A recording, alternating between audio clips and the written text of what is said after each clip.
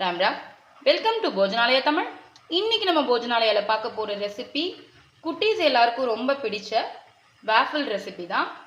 அதில் நம்ம இன்னைக்கு சாக்கோ வேஃபிள் ரெசிபி தான் பண்ணி காமிக்க போகிறோம். எப்படி ரெஸ்டாரண்ட் ஸ்டைல் நம்ம ஹோம்மேடாக பண்ணலாம் அப்படின்னு பார்க்கலாம். இந்த வீடியோக்குள்ளே போகிறதுக்கு முன்னாடி நம்மளோட போஜனாலயா தமிழ் சேனலை மறக்காமல் சப்ஸ்கிரைப் பண்ணிக்கோங்க. நம்மளோட சேனலில் போகிற ரெசிபிஸ் எல்லாமே no onion no garlic traditional festival recipes எல்லாமே போட்டுருக்கோம். குட்டீஸ்க்கு பிடிச்ச மாதிரி.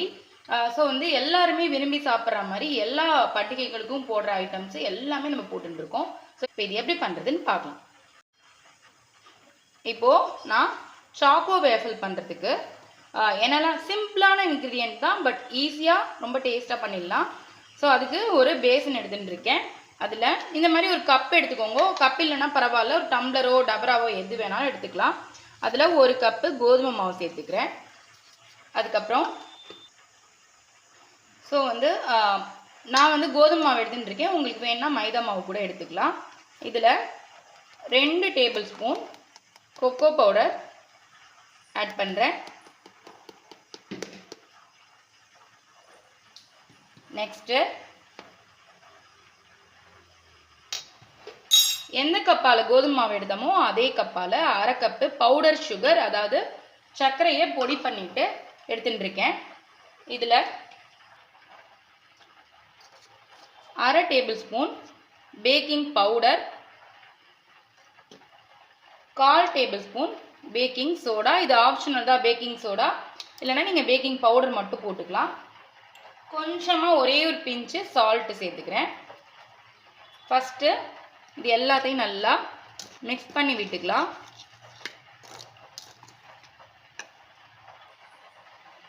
இது எல்லாத்தையும் நல்லா மிக்ஸ் பண்ணிண்டாச்சு. இதில் ஒரு 1/4 கப்பு பட்டர் சேர்த்துக்கிறேன்.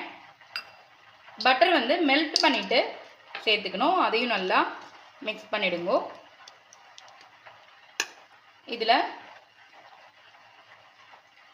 ஒரு 1/4 மூடி வெண்ணிலா எசன்ஸ் சேர்த்துக்கிறேன். ஸோ இதுவும் ஆப்ஷனல் தான். இது சேர்த்துட்டேன்னா அந்த ஃப்ளேவர் உங்களுக்கு ரொம்ப சூப்பராக இருக்கும். இல்லை வேண்டாம் அப்படின்னா நீங்கள் ஸ்கிப் பண்ணிடலாம். இதில் எல்லாமே ரொம்ப விலை கம்மியான ஐட்டம் தான். நீங்கள் ஒரு தடவை வாங்கி வச்சுட்டே அப்படின்னா நிறையா தடவை நம்ம யூஸ் பண்ணிக்கலாம். அஃபோர்டபுளான ப்ரைஸஸில் தான் கிடைக்கிறது இது எல்லாமே.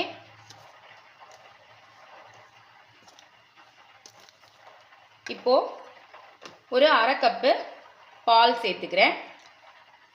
இப்போ இது எல்லாத்தையும் நல்லா மிக்ஸ் பண்ணி எடுத்துக்க போகிறோம். ஸோ இது எல்லாத்தையும் லம்ப்ஸ் இல்லாமல் நல்லா கலந்து எடுத்துக்கணும். இது இப்போ கொஞ்சம் திக்காக இருக்குது. ஸோ நம்ம ஆல்ரெடி பால் விட்டுருக்கோம். கொஞ்சமாக தண்ணியும் நான் சேர்த்துக்கிறேன். நிறையா விட வேண்டாம். இது நம்ம ஒரு தோசை மாவு பதத்துக்கு தான் இருக்கணும். ரொம்ப கெட்டியாகவும் இருக்கக்கூடாது, ரொம்ப தண்ணியாகவும் இருக்கக்கூடாது. ஸோ இதையும் நல்லா கட்டி இல்லாமல் கலந்து விட்டுடலாம்.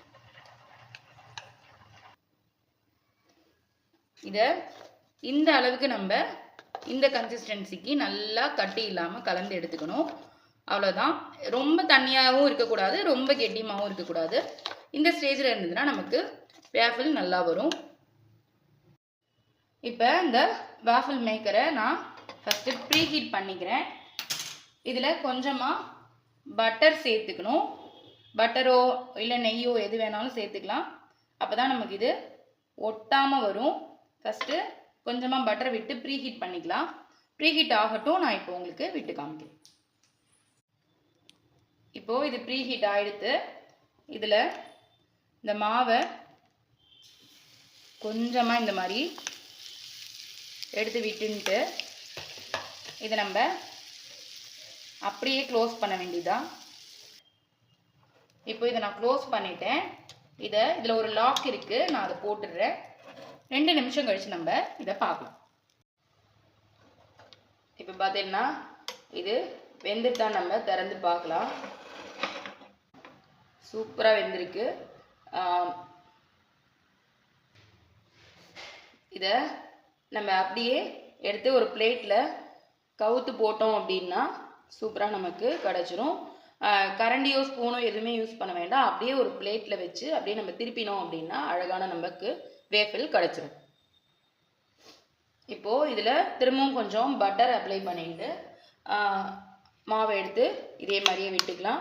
உங்ககிட்ட ப்ரஷ் மாதிரி ஏதாவது இருந்ததுன்னா கூட நீங்கள் அந்த ப்ரஷ்ஷை வச்சு பட்டரை அப்ளை பண்ணிக்கலாம். ஸோ அவ்வளோதான். லைட்டாக இந்த மாதிரி ஊற்றிட்டு நீங்கள் ஸ்ப்ரெட் பண்ணி விட்டேன் அப்படின்னா எல்லா பக்கமும் நமக்கு அழகாக வந்துடும். அதோட ஷேப்பும் பார்த்தீங்கன்னா நமக்கு அழகாக என்ன ஷேப்பில் இது இருக்கோ அதே மாதிரியே நமக்கு கிடச்சிரும். கொஞ்சம் பொறுமையாக ஃபஸ்ட்டு பண்ணினோம் அப்படின்னா ஃபஸ்ட்டு ஒரு 1-2 பண்ணும்பொழுது கஷ்டமாக இருக்கும். அதுக்கப்புறம் நமக்கு நல்லா பர்ஃபெக்ட் ஷேப்பில் அழகாக குட்டீஸ்க்கு பிடிச்ச மாதிரி வர ஆரம்பிச்சிரும். ஸோ இதுக்கு மேலாப்லேயே நீங்கள் வேணும்னா கொஞ்சம் பட்டர் போட்டுக்கலாம். ஸோ இதை அப்படியே இப்போது மூடி வச்சுக்கலாம். இப்போது இதுவும் வெந்துருதான்னு பார்க்கலாம். வாவ், ரொம்பவே சூப்பராக வந்திருக்கு நமக்கு. ஆக்சுவலாக ஃபஸ்ட்டு பண்ணும்பொழுது கொஞ்சம் ஒட்டினா மாதிரி வந்தது. அதுக்கப்புறம் பார்த்தீங்கன்னா கொஞ்சம் பொறுமையாக சிம்மில் வச்சு வேக விட்டு கொஞ்சம் பட்டரையும் மேலே நம்ம அப்ளை பண்ணிட்டோம்னா இந்த மாதிரி நமக்கு பர்ஃபெக்ட் ஷேப்பில் கிடைக்கும். ஸோ சூப்பரான சாக்கோ வேஃபில் ரெடி ஆகிடுது.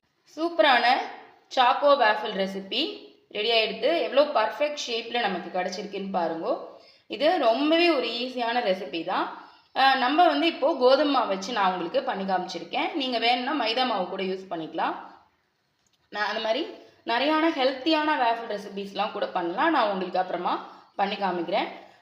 ஸோ வந்து இது மேலே நான் வந்து டாப்பிங்காக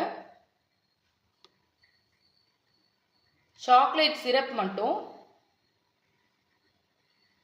ஊற்றி காமிக்கிறேன். ஸோ குட்டீஸ்க்கு நீங்கள் இந்த மாதிரி கொடுக்கும் பொழுது இந்த மாதிரி சிரப் மேலே டாப்பிங் பண்ணி அவங்களுக்கு பிடிச்ச மாதிரி நட்ஸு கூட போட்டு கொடுக்கலாம். சாக்கோ சிப்ஸ் இருந்ததுன்னா அதுவும் போட்டு கொடுக்கலாம். ஸோ வந்து இல்லை நீங்கள் ஃபுல்லாக கூட இந்த சாக்லேட் சிரப்பை ஸ்ப்ரெட் பண்ணியும் கொடுக்கலாம். நான் இப்போது ஊற வச்ச பாதாம் சாப் பண்ணினது என்கிட்ட இருந்ததுனால நான் அது போட்டிருக்கேன். உங்ககிட்ட என்ன இருக்கோ நீங்கள் போட்டுக்கலாம். ஸோ ஈஸியாக டக்குன்னு செஞ்சிடலாம். இப்போ உங்ககிட்ட வேஃபில் மேக்கர் இல்லை அப்படின்னா பரவாயில்ல. இந்த நான் ப்ரிப்பேர் பண்ணி காமிச்ச அந்த மாவை நீங்கள் அப்படியே வந்து தோசைக்கல்லில் விட்டு குழந்தைங்களுக்கு பேன் கேக் மாதிரியும் விட்டு கொடுக்கலாம். ஸ்வீட் வந்து உங்களுக்கு ஏற்ற மாதிரி நாட்டு சர்க்கரையோ சுகரோ எது வேணாலும் போட்டுக்கலாம். இல்லை தேன் கூட விட்டுக்கலாம். இது மேலாப்பில் தேனும் விட்டு கொடுக்கலாம். இது கூட கொஞ்சம் ஃப்ரூட்ஸ் வச்சு நீங்கள் கொடுத்தீங்கன்னா கூட குழந்தைகளுக்கு நல்ல ஒரு ஃபில்லிங்கான ரெசிபியாக இருக்கும். ஸோ வந்து நான் சொன்ன மெத்தடில் இந்த மெஷர்மெண்ட்டில் எல்லாருமே ட்ரை பண்ணி பாருங்க. ஃபஸ்ட்டு 1-2 வரலன்னா கூட நமக்கு பண்ண பழகிடும். ஸோ வந்து சூப்பரான இந்த ரெசிபி எல்லாரும் ட்ரை பண்ணி பார்த்துட்டு மறக்காமல் எப்படி இருந்ததுன்னு உங்களோட ஃபீட்பேக் சொல்லுங்க. குட்டீஸ் எல்லாருக்கும் நீங்கள் என்ன மாதிரி ரெசிபிஸ் பண்ணுவீங்க அப்படின்னு சொல்லி எனக்கு மறக்காமல் கமெண்ட் பண்ணுங்க. திரும்பவும் ஒரு சூப்பரான ரெசிபியில் மீட் பண்ணுறேன்.